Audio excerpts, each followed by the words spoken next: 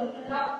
มารับของที่ระลึกจากอาจารย์วันนี้ไม่ได้มาคงเป็นแต่ภาพเดียวหรือว่าเวลาวันนี้การได้ตาลงมาเนี่ยเข้าแถวเลยนะครับไม่ต้องนั่งทับทีเลยนะทุกการกระโดดก็เลยเรากินรับได้เลยครับและหยิบไปไม่ใช่ไหมครับรับฟรีครับไม่มีค่าใช้จ่ายแต่หากท่านใดอยากจะร่วมบุญกับอาจารย์ก็นำปัจจัยใส่กระโดดได้นะครับรับของเยอะแล้วก็ออกไปเดินนะครับข้างนอกไปบูชาเครื่องสักการะไปขอพระเจดีย์นะครับวันนี้มีกองถ่ายให้ท่านที่มาที่สวนสายเข้าวัดเป็นคนทำบุญถ้าสามารถจะร่วมสวนสายเข้าวัดได้ท่านไม่ต้องไปที่ไหนไกลวัดนี้มีท่านแล้วนะครับไปร่วมนะครับสวนสายเข้าวัดนะครับเพราะว่าเรามาที่วัดป่ามาล้างมาคืน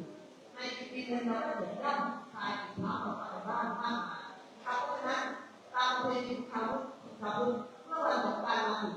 ก็จะมีประเพณีการสงกรานต์เข้าวัดนะครับโดยเฉพาะวันที่12 เมษายนวัดพระธาตุเหนือจะมีการสงกรานต์เข้าวัดทุกวัน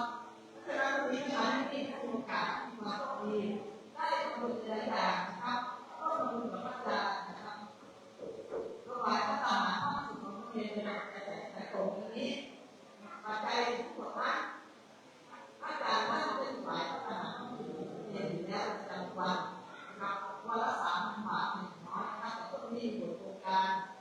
นะครับบทประชาภาคส่วนร้อยต้องใช้ปัจจัยมากฉะนั้นมีถวายว่าท่านเป็นส่วนหนึ่งที่ได้ร่วมทำบุญนะครับในการถวายอาหารด้วยลงไปแรกๆก็ต้องผ่านอยู่ของบ้าน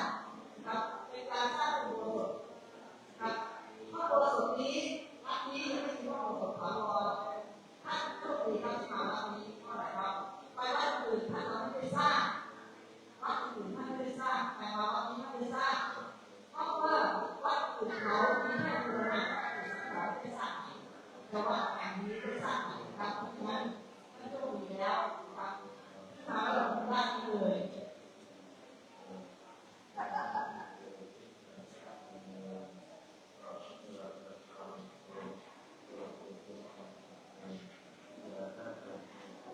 นะครับส่วนนะครับยืนนะครับไม่ต้องนั่งครับมาถึงแล้วยืนนะครับ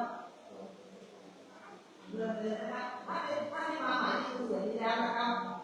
มาเลยครับมารับของที่ลึกกับพระอาจารย์ที่ท่านให้การมาเนี่ยของที่ลึกทุกท่านถ้าเข้ามาแล้วครับเดินขึ้นมาก่อนเดินตรงขึ้นมาเลยบริเวณหน้าองค์พระธรรมพระสงฆ์ศาสนาหน้าของที่ลึกแล้วไปกราบสักการะสิ่งศักดิ์สิทธิ์หรือว่าทำบุญไปเข้าวัดไปกราบพระบรมสารีริกธาตุครับอันนี้สถานอยู่หน้าเลยชั้น7องค์พญาสัตตนาคราชพญาเกษตรครับท่านก็ได้ปรับเปลี่ยนการเดินไปครับเพราะว่าวัดนี้ถามว่ามีลิฟต์ไหมมีครับแต่ลิฟต์นั้นทางที่ทางเดียวถ้าท่านอยู่ทุกคนก็ได้กดลิฟต์ไปทางเพราะฉะนั้นจะมีปัญหาถ้าสามารถเปิดได้ใช้ให้ความเป็นอยู่ไปครับเพื่อกราบสักการะพระบรมสารีริกธาตุสิบแผ่นดินท่านมีฐานที่ดีนะครับในการทำบุญครับข้างล่างมีสร้างพระโบสถ์นะครับส่วนด้านหลังท่านนั้นท่านสามารถเขียนที่นามสกุลท่านแล้วก็ญาติผู้เสียชีวิตนะครับวันนี้ก็มีการสวดให้กับญาติผู้เสียชีวิตอีกนะครับท่านที่สวดนามสกุลก็ประมาณ10 โมงกันนะครับเพราะฉะนั้นวันนี้ท่านใดที่เขียนให้ญาติน้องท่านเสียชีวิตไปเขียนได้หลายคนในเดียวเลยนะครับก็เขียนเสร็จแล้วใส่ในขันโต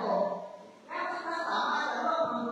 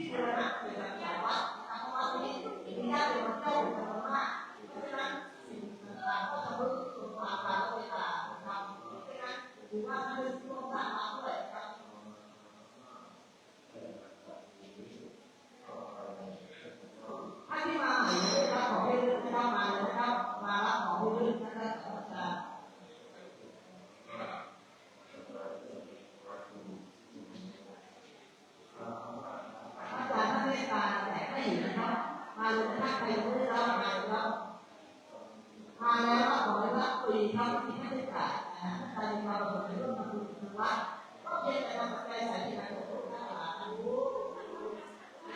เดียว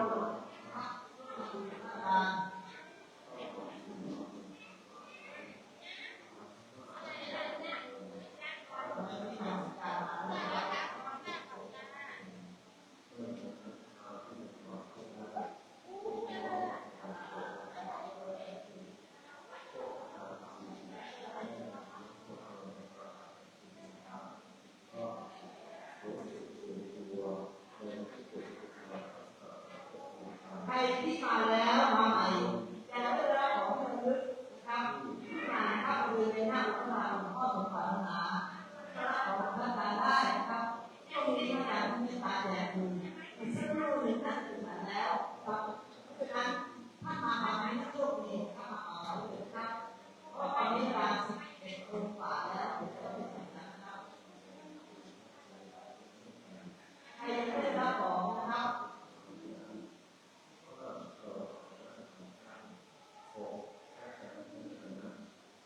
มาได้เลยนะครับรับฟรีครับไม่มีค่าใช้จ่ายอะไรนะใครอยากร่วมบุญกับอาจารย์ท่านก็เพียงแต่นำปัจจัยใส่ที่ฉันบอกได้นะครับหรือท่านอยากร่วมทำบุญนะครับที่วัดพระป่าเพื่อสร้างอุโบสถจากทางวัดนะครับขณะนี้ต่อมาเป็นแล้ว330 ต้นนะครับและถ้าต่อไปนะครับหลังจากทำการจัดการเรียบร้อยแล้วนะครับท่านอาจารย์ก็จะเปิดหน้าดูขึ้นมาทำการก่อสร้างต่อขณะนี้เราตกไว้นะครับเพื่อเราที่เห็นต่างนะครับช่วงที่ผ่านมาการก่อสร้างนะครับในช่วงวันปฏิบัติธรรมครับถึง5 วันที่ผ่านมานะครับส่วนท่านใดที่อยากจะไปกราบสักการะพระบรมสารีริกธาตุท่านต้องขึ้นไปที่ชั้น7บริเวณเสนาปู่นะครับโรงพยาบาลพระประสิทธิ์ที่อยู่หน้าถ้ำไปได้นะครับส่วนใครที่บอกว่าอยากจะทำบุญแต่ไม่ได้พกเงินสดท่านสามารถจะสแกนได้เลยนะครับสแกนตรงนั้นจะมีบริการลดภาษีได้นะครับท่านสามารถจะร่วมทำบุญได้อย่าลืมนะครับหลักของพระพุทธเจ้าเป็นชื่อญาติผู้เสียชีวิต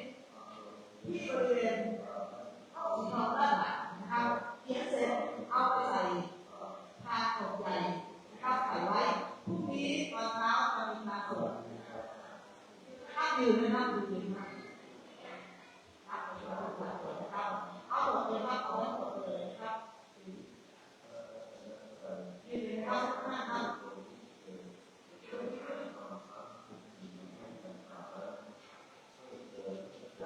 ใครมาแล้วยังไม่ได้ขอเลยนะครับรับได้เลยนะครับ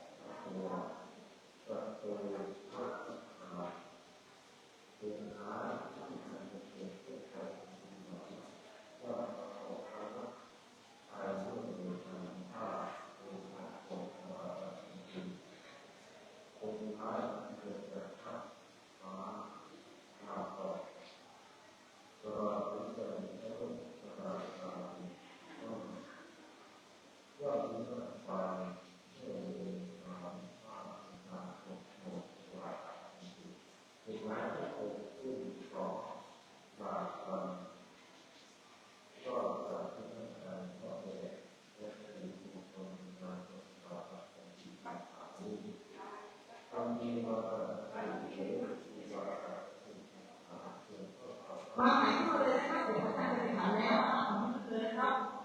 ขึ้นมาเลยนะครับในคณะของเรื่องคณะตัวเลยนะครับมานะครับเราไม่มีค่าใช้จ่ายนะครับเราอยากให้คนทุกประการทำใช้จ่ายนะครับใช้ตรงนี้ใช่ครับวันนี้ที่เปิดนะครับเขาเปิดภาษาอังกฤษว่าอันเด็ดภาษาอังกฤษครับ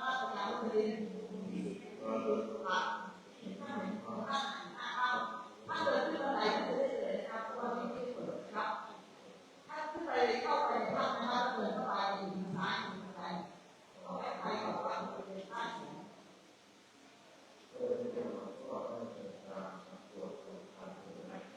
ใครยังไม่ได้ของนะครับเราจะมีท่านใดสั่งนะครับยังไม่รับมาเลยครับ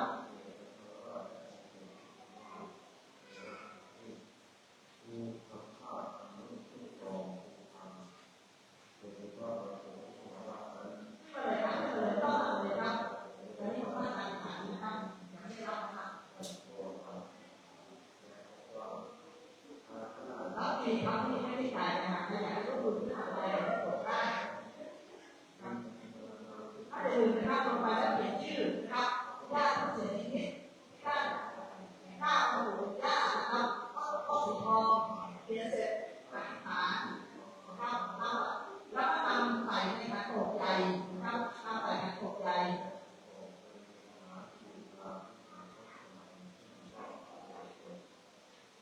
ขึ้นมาเลยนะครับ